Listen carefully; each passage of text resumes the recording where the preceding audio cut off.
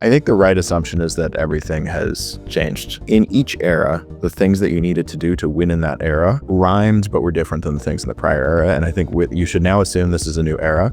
In 2021, 2020, you got a lot of kind of meh companies because we were at the end of a tech cycle. And that is now clear. It wasn't clear when you're in it, but it's now clear. Those are kind of meh. And now we get a bunch of cool shit because we're at the beginning of a new cycle. The rulebook has changed. The set of things you need to do has changed. And I think you need to be more ambitious, you need to be more open, and you need to be a lot more focused on brand.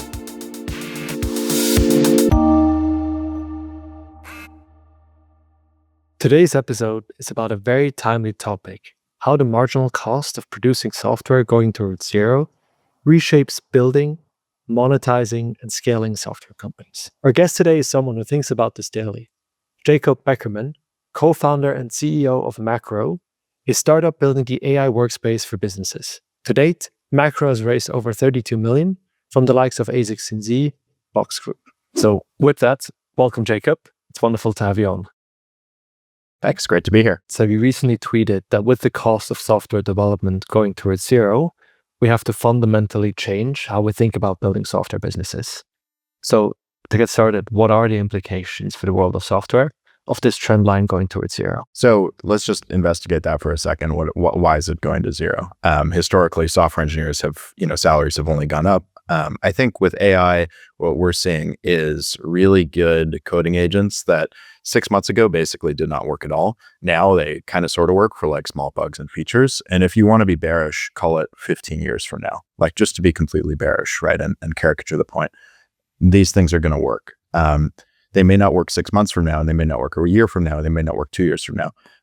But the trend line is clear that AI is getting really, really good at coding, and probably saw the IMO thing that OpenAI released, really good at math.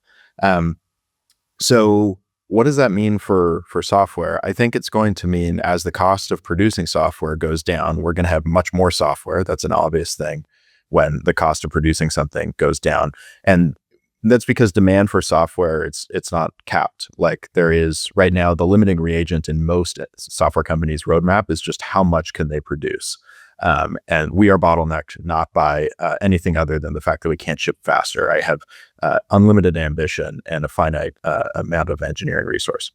And also there's just a lot of friction to hiring. The talented engineers, you can't just put in more money and get more engineering horsepower. So we'll get much more software. Second thing is I think we'll get much better software. So just more engineering horsepower implies better software, but also AI has infinite attention. So just the ability to go over things. Software engineers, especially the talented ones, don't want to do something sometimes. And they want to work on interesting, hard problems. And sometimes those are not the problems that need to be solved. There's boring and repetitive problems. And some of the reasons that software doesn't work is because people don't like to solve those problems. So we're going to have more software. We're going to have better software. Maybe this last one is controversial. I think we'll also have open software. So if as software gets cheaper and cheaper, you want to hoard maybe gold more than you want to hold water or dirt. You're very generous with dirt. You can have all my dirt, right? As the cost of something goes down, we get more less proprietary and concerned about it. And there's also, I think, there's reasonable incentives why this wouldn't happen, why software would not be open. Existing incumbents who are built around their proprietary software moat, their incentive is to keep it proprietary. But if you just think from first principles, we have a bunch of siloed systems. Salesforce doesn't talk to even Slack, which they own, which doesn't talk to Notion, which doesn't, or they talk in very limited ways like API or MCP or Zapier. But you would really imagine a future where there's CRMs that you can just fork into your workspace off of GitHub. Where you can actually get software to work for you. If you look at the productivity growth, I don't think we've realized the benefits of software. I think a lot of SaaS has been cope, and a lot of it has maybe enriched certain participants in the market, but I don't think it's actually been that good. And I've implemented CRMs, I've implemented stuff. We've seen a lot of this stuff get purchased and then fall flat. I'd say the vast majority of enterprise software does not actually deliver value to the customer. And that's going to end, and we'll have open software that works cohesively together because it's going to be better for the customer. So ultimately, it's what will win. The way we describe it is we're moving from a world where software is used to make workflows more productive, and where the more time you spend in software, typically the more you get out of it, to a world where you're now automating outcomes. And the idea is to create as much value as possible with users actually spending as little time as possible in the respective tools and software. The one statement that'll be interesting to see is, right, if more software means better software, probably the best gets better, but the question is what happens to the average software? If everyone, right, more content doesn't necessarily mean better content these days. Yeah. All right, so if this is where we're heading with regard to software, what happens to software businesses as the cost of code approaches zero? One, I think you can't build the type of business you used to build. Like, say you're a 20-year-old founder, and you are 22, whatever, you're just out of school, or maybe you dropped out and you have this idea for this B2B SaaS thing. You don't have a lot of experience in whatever the B is, but you're ambitious. It sounds like it's like a principled thing to do, to go focus on this industry and go build a piece of software. But one danger actually is that you're just not ambitious enough. Like, if you are just building a specific category, that category in of itself may just be too replicable and too small. Like, let's say, just to pick an exaggeration, a note-taking app or something very trivial, right? When you have 1,000 other note-taking apps, because it's so easy to make a note-taking app, it's hard to do. And you could argue it's still really hard to make a really good note-taking app, which may be true. But the point is, I think it's hard the categories will shift. You have to be more ambitious. You can't just assume that you can rebuild in an existing category, because that category itself may just be negligible in the future. And I think you see this with ChatGPT. Like, ChatGPT is a cross discipline. You use it for work, use it for personal. It can make slide decks. Like, that replaces whole categories of companies. You might have 2 years ago seen a founder come out of school and say, I'm going to start a slide deck, sort of AI company. And now ChatGPT can make slide decks. So where does that leave you? And they're still not very good slide decks. So maybe you're okay, but in the future, they're going to be a lot better. So you have to think about that when building your company. Yeah, I think gross margins are going to change as well for software companies, because there aren't really going to be software companies. Every company is just going to be a company, and you're going to be using some mix of silicon and some mix of human intelligence to produce whatever good or service that you produce. So I don't think in the future we'll think of it necessarily in terms of like software and traditional companies. There'll still be some distinction, but I think a lot of companies are going to start to look more amorphous. Like, I think Cursor and some others now are having like 20% gross margins on top of like API pricing, right? So it's a very different business than a 93% gross margin Figma. I think that's what they just reported in their S1. So businesses are going to look a lot different as everything basically comes in AI wrapper. Right. Ultimately, I think you put it well when we last chatted, which is, right, software is quickly basically going towards electricity plus two margins, GPUs and intelligence. And that's basically it, right? And traditionally, features were remote. They're not really anymore. So what does that then mean, right, for founders? If I'm a founder today, I'm thinking about starting a software company. All the literature that I read is from the past 10, 15 years. A lot of it isn't necessarily as relevant anymore. So how should I think about starting my business? I think the right assumption is that everything has changed. Like, in each era, the things that you needed to do to win in that era rhymed, but were different than the things in the prior era. And I think you should now assume this is a new era. In 2021, 2020, you got a lot of like kind of meh companies because we were at the end of a tech cycle. And that is now clear. It wasn't clear when you're in it, but it's now clear. Like, those are kind of meh. And now we get a bunch of cool shit because we're at the beginning of a new cycle. And so yeah, the rule book has changed. The set of things you need to do has changed. And I think you need to be more ambitious. You need to be more open, and you need to be a lot more focused on brand. So this is currently top of my mind is brand. Like, as the cost of code gets to be like the cost of like a cotton shirt, it no longer makes sense for there to be just a one size fits all answer, right? Like in t-shirts, there's a myriad of t-shirt brands, right? So as the inputs go down, you get more consumer choice. This may be bad for monopolies, but it's good for consumers. And it also means that consumers start to express things like style and preferences through their choices. Like choosing Slack, I mean, the hell else are you going to choose, right? Like, that's just what you choose. Like, imagine if you only had one jacket and that was just the jacket. And it's like, that's the jacket. Like, what do you mean? There's nothing else to wear. So that's the status quo in software. But in the future, you can imagine lots of different choice, which represents personal expression of the companies that are choosing which products and services they want to include in their toolkit. This already happens with coding languages. There's a ton of coding languages. At Macro, we use Rust. We also use Solid.js. That's very different than a company that uses React and uses TypeScript. And any engineer who's listening will understand that. But for the non-engineers who are listening, by that I mean like Rust is sort of a cool new language. It has certain properties and that are different than the prior generation. It's faster. It's memory safe, and I don't know. There's just a lot of people who are really excited about writing Rust right now. So it says something about the type of company that would choose to use that technology. Similarly, it'll say something about the type of company that chooses to use something. And that's already partly true. Like if you choose Salesforce, that's not a company that I personally would enjoy working at. So brand will become more important. So you said ambition becomes more important, openness becomes more important, and brand becomes more important. Can you give me examples of if these things become more important, what does that actually mean with regard to how should I think about building my business? Because it sounds very simple. Hey, you need to be as ambitious as possible. Like, what does that actually mean now versus what it meant before? Maybe this was the case where I was talking to a friend of mine recently, and he was pitching a VC, and he went in with sort of the baby version of what he really wanted to do. And this is something I did at the beginning. I grew up in Toronto. I came to Penn and studied here, and I wasn't deeply immersed in the startup community when I was 20 years old.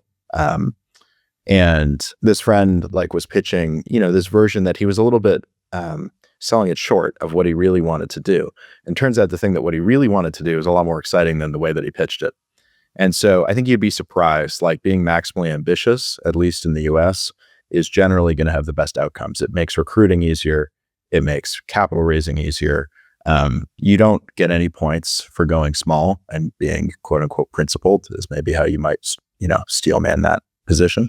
You want to be ambitious. Actually, not necessarily, but right, because let's see what your take is on that.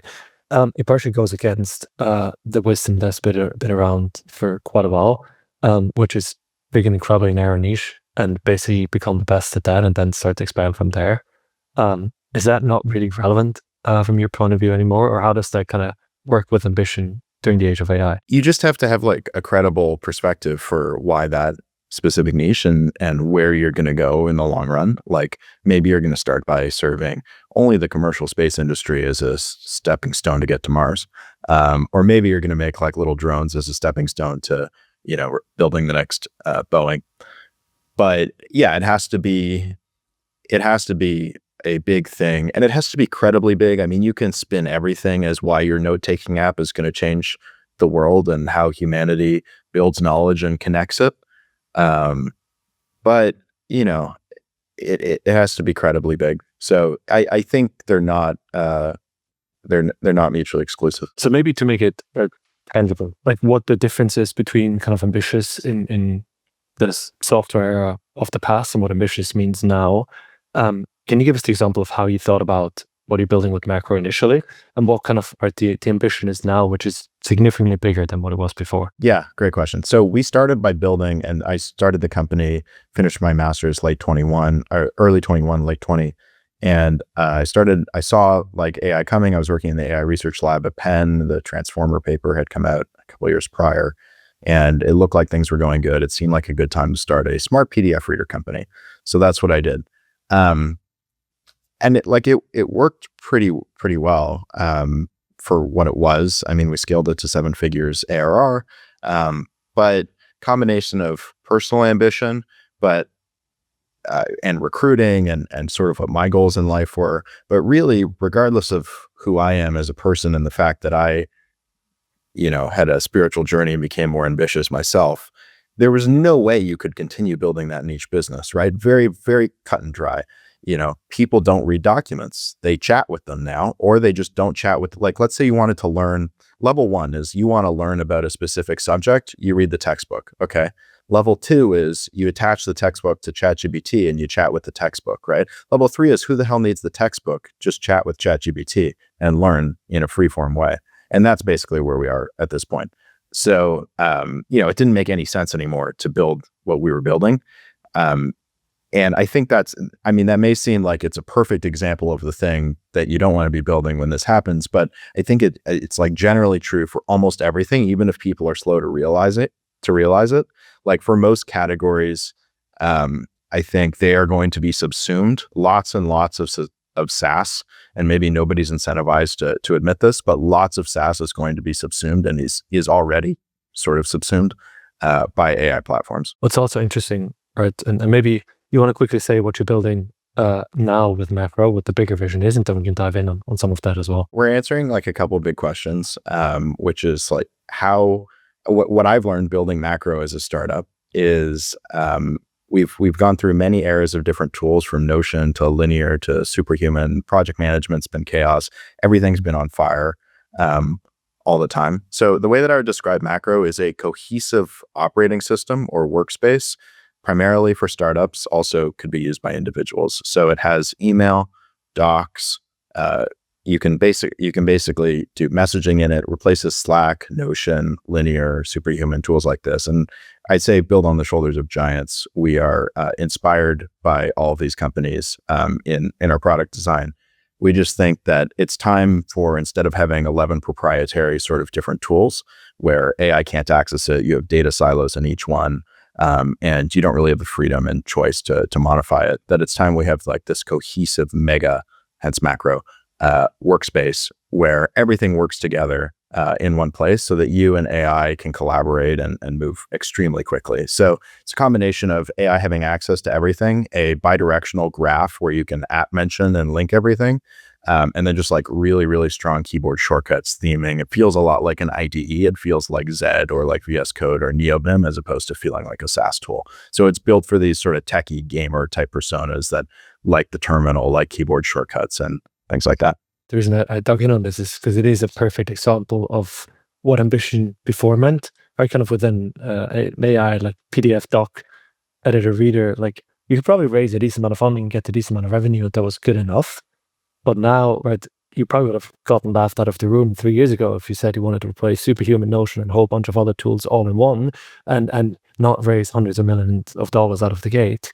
But nowadays, all of that is very much within, right, kind of what's reasonably possible, and it's going to be made even more possible down the road to combine all of these very successful former SaaS companies into just one under one hood as a small startup. The second big topic that you mentioned is openness. And so maybe it's also to make this a lot more tangible, it'd be very helpful if you dive into like what does openness now actually mean for you guys in Macro, and kind of how can other founders learn from this with regard to how they think about the openness of their own product. So on September 9th, all of our code saved the desktop and mobile wrappers and some sort of ancillary services, but like the vast majority, such that people can run it themselves, is going to be open source and on GitHub. So it seems crazy, right? Like what you're putting all your code on GitHub? Yeah, because we believe like if we are successful in 2 years, 3 years, a new founder, let's say going through YC or whatever, will have a choice when they're looking at a tech stack. Like I spent a lot of time looking at the tech stack. They'll look at all these tools and they'll say, do I want to like stitch together 6, 7 different proprietary tools? Of course not. I'm going to build on this ecosystem that's open. There's a community. There's going to be events. They're going to want to choose. If we are successful in our mission, it will be extremely obvious in hindsight that you want to choose this open platform instead of having a hodgepodge of different, pre-AI proprietary things that have gone through acquisitions that are no longer being worked on. That are basically just like printing free cash flow at this point. You read them by open sourcing. You also ensure that it's probably going to be less competitors trying to build the exact same thing, right? Because they can access it, versus if you close source it, there'd be a lot more people trying to kind of replicate and build better versions of what you're building. So if you are going to open source all of it, right? I mean, there's obviously open source as a business model and way of building company works well, but maybe help me understand how you're then thinking about the revenue side of things, and what part of what you're building with macro are you thinking about both monetizing, but also what is the defensible aspect of what you're building with macro if you're open sourcing your entire code base. So there's like integrations with things like Gmail, for example, that you have to maintain a security audit with. So I'll go through a couple classes of things. The first is like these like hairy human processes that have to be followed. So like integrating with Google Mail, which probably you want to do. Eventually we might build an email server, but integrating with this requires having a relationship with Google, which we have. Getting it into the App Store requires, going through the Apple App Store process and so on. The desktop app requires a Microsoft cert. So there's basically, in order to deploy on these closed platforms, you need to have these certs and things like that, and CI/CD, and actually deploy it and so on.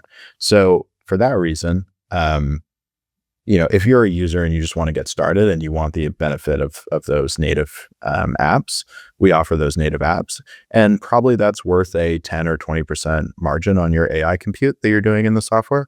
So, maybe not, maybe you're like, I really don't want to pay that margin. I'm going to try to go with my own thing and roll my own AI service. But our bet is that the combination of having the native apps as well as the AI service built in, you could roll your own AI service and integrate that, but like ours is going to be better. You're going to care a lot about the AI having really good, knowledgeable access to everything in your workspace. We have a really great insight system with the AI. So the software is free. You can just run the software without AI in your browser. But if you want the benefit of all that stuff, then you're probably going to want to use the hosted version and maybe build on top of it. So ultimately, what you're selling is both the integrations and the trust and the security that comes with it, as well as the intelligence layer that sits on top of it. And the goal has to be to build the best possible intelligence layer for the use cases that you're tackling. Yeah, that's right. And so you'll be able to bring your own LLM, but you will likely want to use ours because we've made it work exactly for the macro workspace. The last thing that you mentioned is brand and taste. Everyone talks about taste, everyone talks about brand. But I think, right, you have strong opinions on what we think is strong brands and good taste today, that it's not what like good taste and brands are going to look like in the future. So I'm like privileged to work with people that are way more talented than me now at design. I did design at macro up until very recently, and I got, I think, pretty good, I would say 95th percentile as a designer, despite not being a designer. However, we currently have the most unbelievable people I've ever seen in my life working here that have worked on the latest versions of this, and just the amount of care and taste that they pour into every pixel is like where it really shines in a way that I don't have the time or ability to do myself. So it comes like the quality of the product is largely predetermined by the quality of the people. And for us, that's meant hiring a lot of people from non-traditional backgrounds. So maybe I didn't get permission to mention them by name, but people that come from backgrounds like poetry and, visual arts and, have MFAs and did not go to MIT. We did have that latter category, and you get a very different kind of person when you hire for taste versus hiring for engineering background. And what we found is that gets you a lot better product quality. It is interesting, right? Because when we talked about hiring, how you think about it and how it changes with this new world, you mentioned that you're either hiring senior Rust developers or very creative people that are good at developing interfaces and have taste, which is a stark contrast to kind of hiring different levels of engineers beforehand and everything. I'm sure this has been a learning process, but tell me about some of the errors that you made and why you actually ended up landing on kind of this, and I'm assuming this hiring will continue along those lines going forward. So there's 3 eras, I guess. There was the era of nobody wants to work for me because I'm 21 and we've raised very little money. And so we have patchwork of consultants, very hard to get the first couple people. And then raising a great round from Andreessen, that sort of branding and capital and customers. We'd grown the business quite a bit, allowed us to attract people from top universities, your classic sort of like tier one startup type people. And then very recently, all of our hires have been from that more non-traditional background. And I've learned a lot through that process about hiring people. In that process of honing my own taste and honing taste in product and honing taste in people is something that, in hindsight, I give myself shit for this, but like in hindsight, I don't see how I possibly could have gotten to where I've gotten any faster than I did with the set of life circumstances that I started this with. I think it's hard to hone taste. I tweeted about this, but in college, because it's just such a high pressure environment. And there's the Venn diagram of like people in like the tech sphere and people in like philosophy or like visual arts. It's not very large.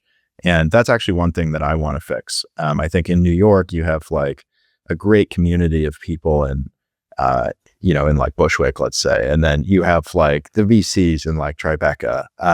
And I think it's a great city to merge those two things together. And nobody's really taken advantage of all of that yet. Maybe Browser Company is the first example of a company that's come close. On the developer side, why only hire senior developers versus more junior ones as well? I think of building macro like a pro sports team. I think I'm stealing that from Elon. Like you don't want to work with, there used to be a credible justification for working with junior people pre-AI, where it's like, okay, I have a bunch of random stuff I need them to do. I'll sort of assign it. And what you realize with experience is a lot of the time, the managerial overhead of assigning those kinds of tasks to a human, combined with the actual like, oh my God, I have to develop this human, care about them, take them to lunch. Like, it's just a lot of work. And your individual output with 3 medium talented subordinates can often be lower than your own output. And now with AI, that calculus is just like changed. And now it's like, okay, AI can do like the bottom like 20%. Soon it'll do the bottom 40%. And you can see the trajectory. It's both where it is now, but you can also see the trajectory. And it's just like clear that the culture to build is more like a rock band or like a pro sports team, where you just want to get like a bunch of people that really jive together, or really share like a bond and a creative vision. And I think pro sports team is a bit different from band, because band or like a band of creatives, like that is a group that not only is talented, but talented and jives. A pro sports team might just be, I mean, ideally it jives, but mostly it's selected just for like raw talent and stats. It's of course important that it jives, but I do think that whether you say band or pro sports team is a little bit different. But some combination of those things is what we're looking for. I think that's what companies of the future will look for. There's no stragglers, there's no juniors. It's just a bunch of extremely talented creatives and technical people. Creativity is something very hard to measure. I'm sure we could have a whole different podcast about like how to identify creative talent. But if you had to summarize kind of some of your biggest learnings along that, or what helped you the most with identifying these very or these fantastic creative talents, like what would you advise other founders to look at when they do so? It's extremely easy, as long as you trust your gut and have taste yourself, which is the hard part. And like if you have no taste, you can't identify taste. But if you have taste and you have people on your team that have taste, then it's almost instant. It's like, is this a cool and interesting and vibey person? It's actually way faster to test than technical knowledge.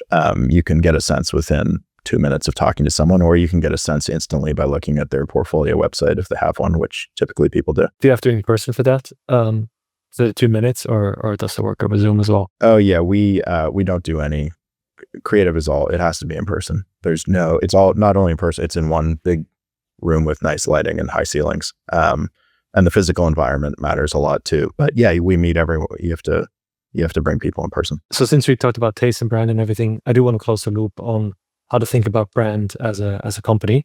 I think one of the things that stuck with me from our last conversation was that you said in software right now you don't really have unique brands because they all look the same. but soon you will have a lot more opinionated brands in software. Can you elaborate on that some more? Yeah, so every brand is like Kirkland right now, because it's like the benefit is to build for everyone. So Notion looks like Slack, it looks like Salesforce, it looks like they're all white with like multicolor text on top, mostly sans serif. They're all kind of the same vector space of vibes. Linear is a little bit different. I definitely have respect for Linear. They've innovated, and it's more Apple-y, but it's polished. It's its own purpley gradient thing that a lot of other people copied.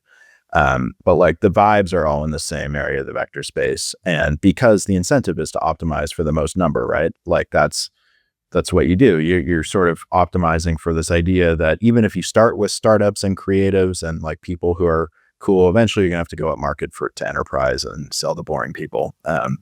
So, they're all kind of boring brands, and they've definitely underweighted brands. And I've talked to, the founders and CEOs of public companies, and I asked them about brand, and, the brand is not important. It's just not on their mind. You can tell by the way they answer the question. Like maybe they've had a brand consultant come in, but they're not thinking about brand at all. Compare that to like, anything in fashion, where it's all about the brand. It's not about the technology. And on that spectrum, I think we will move closer to caring a lot more about brand in the future. Again, because you said, right, software will be as commoditized as garment is, which means every brand is basically the same, unless, right, you properly invest in kind of being a very unique and differentiated brand. Yeah, and there's still other moats, but that will be a much more important one. Which is a great segue. Let's talk about the additional moats next to it. I mean, ambition and openness aren't necessarily moats. Brand is one. Owning the intelligence layer is one, as you said. What else should founders be thinking about in terms of moat? Like all the like historical moats are the other ones. Like data still matters. Like if you're building other types of goods, like your physical, I have a friend that runs a very successful chip company. Like the whole supply chain is a moat, and the distributors, the retailers and so on, that's a moat. This is actually maybe a good time to be building CPG and physical goods businesses, because there's a lot of moat and just all the hard work that goes into that. But maybe when Optimus comes in 5 years, that'll be different. We'll So see. yeah, data. So there's maybe a pitch for specific vertical SaaS areas where like you're going to build like a data moat. I don't know. I'm always skeptical of those things. I think the data pitch is often less than, it's either way more or it's less. Like when there's a data pitch, it's either totally fake or it's abundantly true. But I think rarely in the middle. A lot of that is just depends on how publicly available is this data versus not. What are other implications on moving into this a new world where the marginal cost of software is going to zero for company building? We're specifically thinking about, right, kind of internal operations, build versus buy decisions, and so on. How do you guys think about that at a macro these days? The answer is almost never build unless you're trying to get promoted. I mean, build is generally a thing you do to get promoted at a larger company, or partner with a vendor, which generally just means buy something, but also I want some credit for partnering, but generally just means purchase. We don't really build. I'd say, well, in some ways we build too much. Like we don't use frameworks. We often build our own frameworks. But when it comes to like products that we're using in terms of productivity or things like that, I'm skeptical that people are going to vibe code their own things. Like, first of all, vibe coding doesn't fully work yet. So in the next 6 months to a year, that doesn't really work. But also like people just want to grab something off the shelf. How do you think about automating your own work internally? I think there's a whole bunch of hype right now around being like AI first and AI consultants with AI workflows. Comes down to the people. You either have losers and they're not going to try to adopt the latest stuff, or you have interesting, talented people who care and they're going to, read Hacker News and figure it out for themselves. That's a very good way to put it. Another thing that we had discussed earlier is that you also have a strong opinion about that everything's going to be a wrapper going forward. It already is to a degree, right? A bank is a wrapper around money, is one of the examples you gave. How should founders think about ideally wrapping around the expensive thing versus the cheap thing? Let me step up. So why wrappers? Everyone pejoratively right now is calling things AI wrappers. And, that kind of makes sense. If at first you assume that some vertical SaaS company is actually a tech, like deep tech company in the same way that OpenAI is, and you find out they're just a wrapper, then you're like, oh, it's just a wrapper. But dig a little bit deeper. A landlord is a wrapper around property, and Salesforce is a wrapper around a SQL database. So, would you rather wrap a database, or would you rather wrap super intelligence that's getting better at an unbelievable, ungodly rate that is soon going to eclipse all of humanity? Like, obvious choice, the second one, not a database. So, you probably want to wrap intelligence. And when people pejoratively say you're making it an AI wrapper, you probably want to say, yeah, hell yeah, I'm making an AI wrapper. What are you wrapping? I'm wrapping candy. I'm wrapping AI.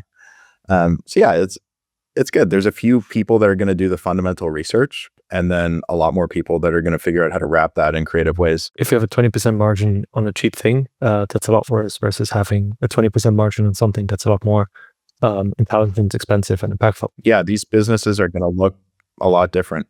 The margin profile won't be as good.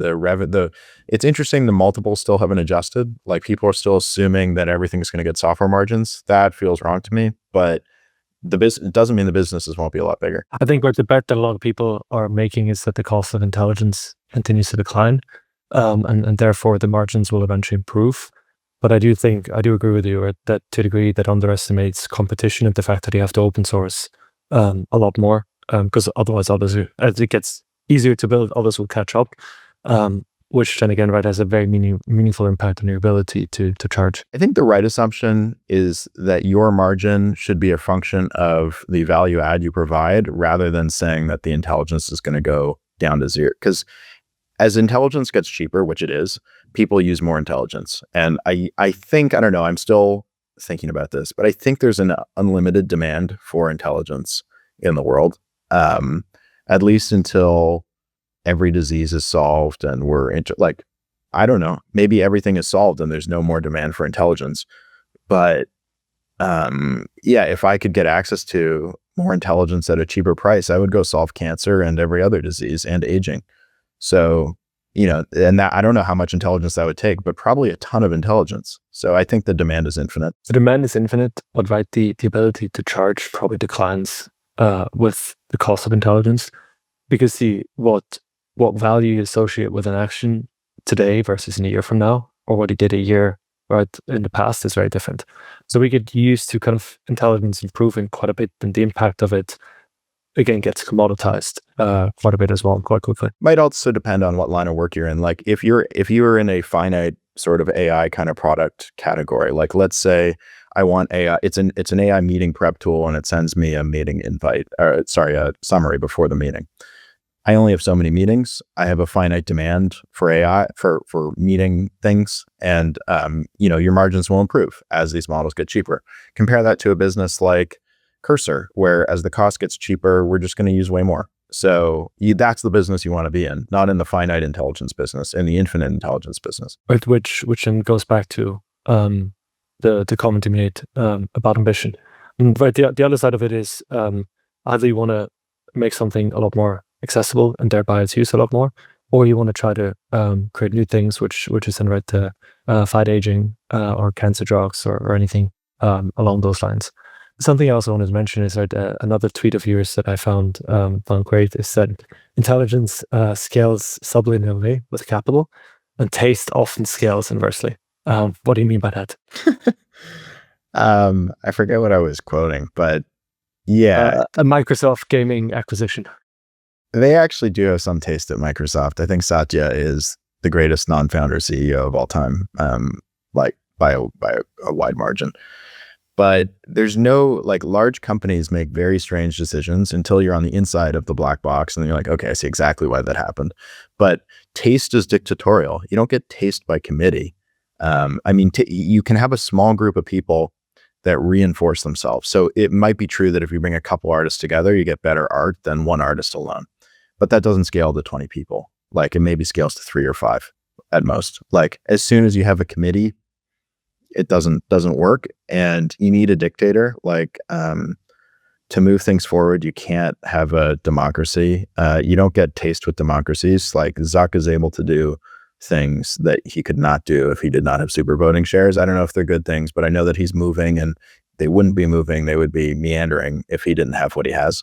So yeah, you need a small group of people and you need authority. Which goes back to your comment about brand. If fewer people can do more in the world of AI, and as a lot of things get commoditized, you have to be a lot more edgy and out there and opinionated in order to stand out.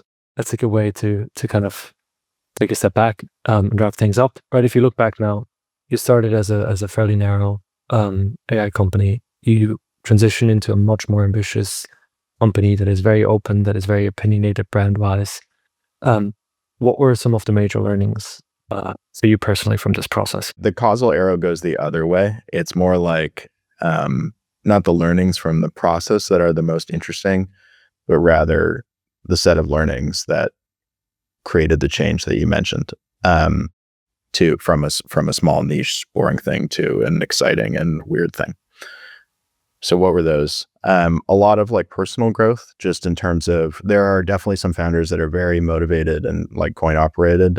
Personally, I derive meaning from building things that I find very interesting and exciting and that I personally want to use. So we were building for an audience that, and I see this with a lot of like most young founders, they're either building like a social media thing or like a consumer thing, or they're building crypto thing, or they're building like a B2B thing that sounds very serious.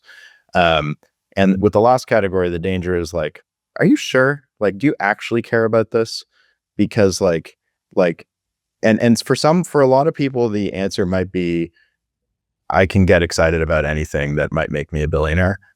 For me, like that's not the right answer. So there's a lot of personal growth there. And then, the world changed with AI and the huge build out of hardware. So how the hell could we have kept with our head in the sand? I think there's still a number of like companies, and you see a lot of zombie unicorns, which are just head in sand type companies.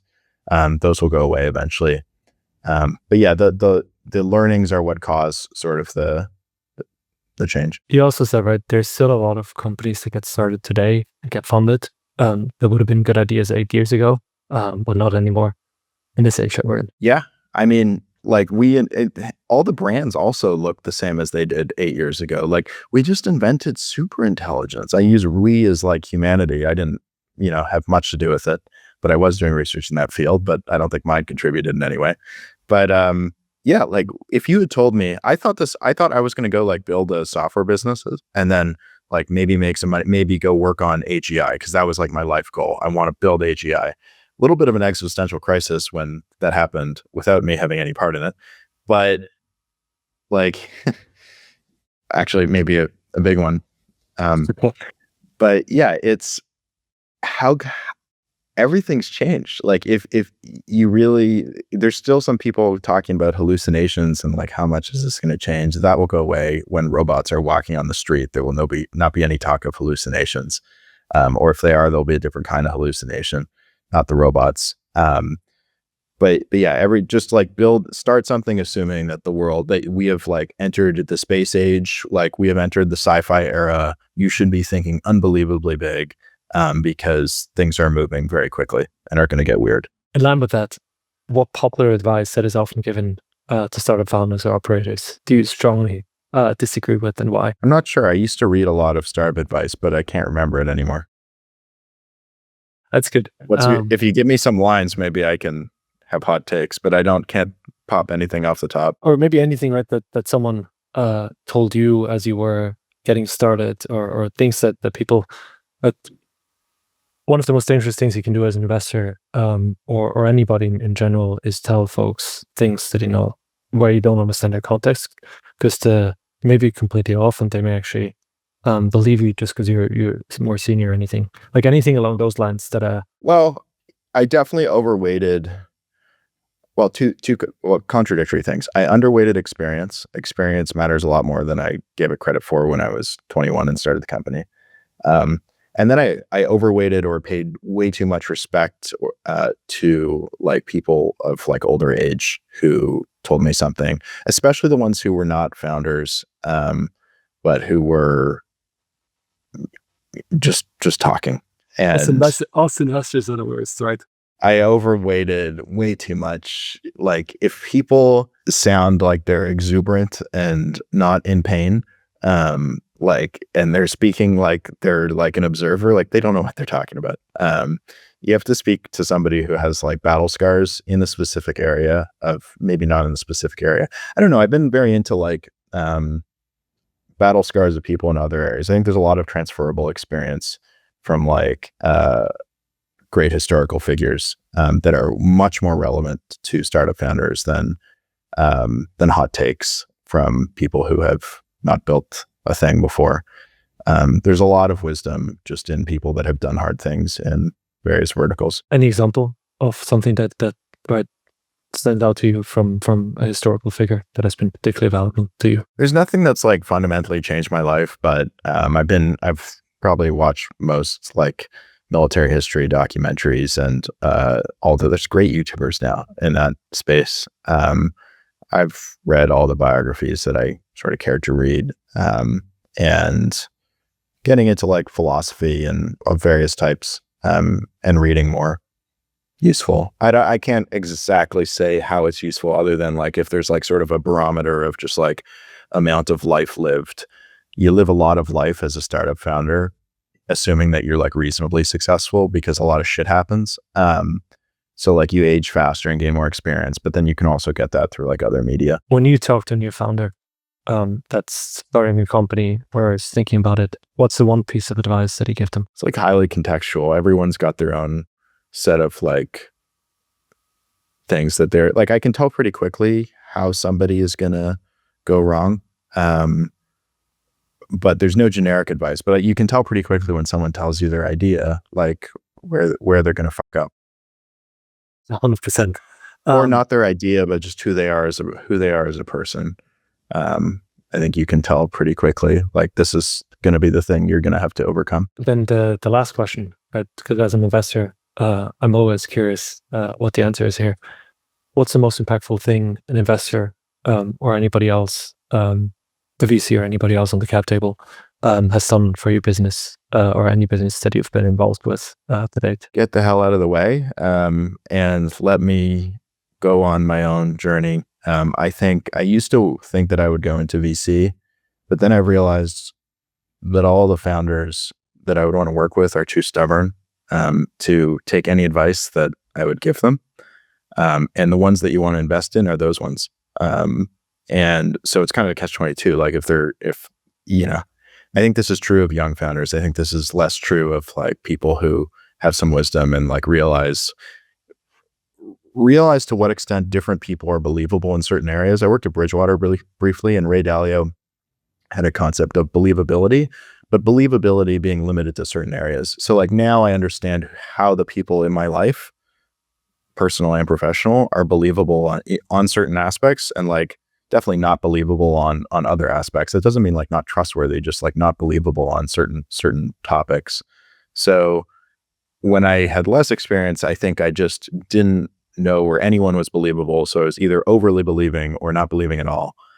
So understanding where people are believable is important. And I think young founders don't like have that yet. And hence it's tough to mentor. So for me, just the person that I am, I was not ready to receive and did not get much benefit from anyone's advice other than my own sort of lived experience. I see the job as an investor to help founders shorten their learning curve and help avoid mistakes as much as you can. But right, most advice, on the other hand, is useless, and ultimately it's their company and their decision.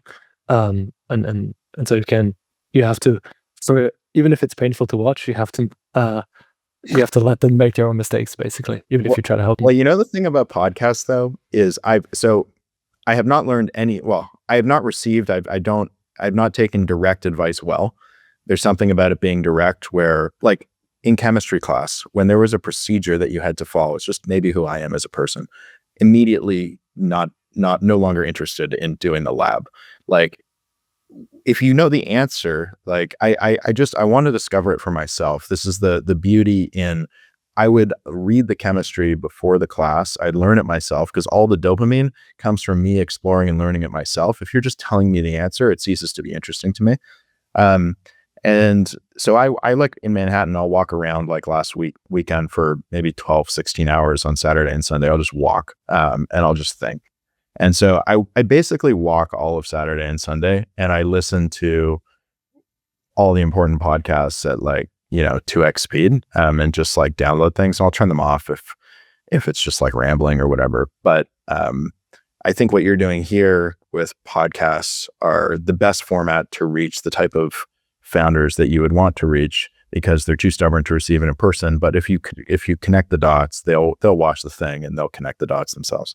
So I've received much more benefit from like Jason Lemkin on Twitter and all the podcasts rather than people that I've spoken to in real life. Which is partially why I'm doing this, right? And try to dive in on some things so people actually understand. If you understand my context well enough, you understand why I did certain things, and you can then apply it to your own context versus the surface level one-liner advice that is 99% completely useless. It's about being like, real life advice is prescriptive, and just absorbing the podcast is like reading. It's like just gaining experience through context. And it's just so much more valuable. And even if somebody gives the advice in the form of telling you about their own life experience, there's this added anxiety and pressure by the fact that this is like an investor or a board member and you're face to face and you feel like you have to nod. Podcasts are an incredible format for founders to learn. What I found most impactful with founders, especially if they're opinionated, is to just hold up a mirror and kind of play back what they're actually telling me. Because oftentimes they know the answer, but it takes some time to arrive there, and paraphrasing and telling them what they're telling me helps them get to the answer a little bit faster, at least. Yeah, I think that makes sense. I've not had anyone do that well for me, but I think that makes sense. Happy to do it at some point, see if it works. Anyways, this is a great place to wrap. Thank you so much for coming on. And I learned a lot today. Cool. Thanks for having me. Nice to see you.